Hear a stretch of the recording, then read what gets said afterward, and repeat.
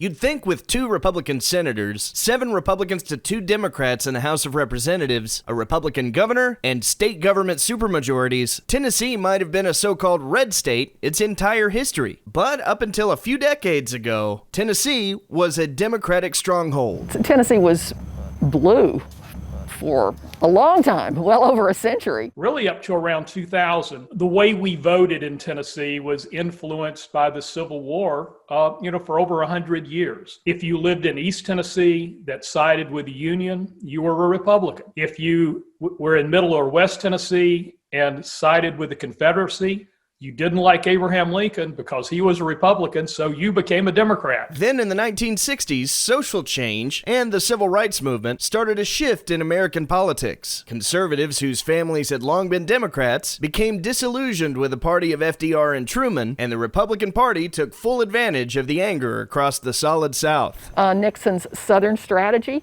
had a huge impact in Tennessee. Although there are multiple issues embedded in the shift, the Vietnam War, it was dominantly race. There's no question about it. Southern strategy played on Southerners' fears of the change in the racial structure in Tennessee. Still, although most of the South turned deep red over the next 30 years, Tennessee was still a state that could go either way. Tennessee had this reputation of a Howard Baker, of Al Gore Sr., the politicians who, regardless of their partisan stripe, were able to build bipartisan coalitions. Tennessee had been kind of a swing state in presidential years. Democrat Al Gore followed his father's famous footsteps and party affiliation into the U.S. House of Representatives in 1977, and then into the U.S. Senate in 1985, where he remained until Tennessee voters helped elect him vice president to Democratic President Bill Clinton in 1992. 7 years later, Gore failed to win the presidency after losing Tennessee. 2000,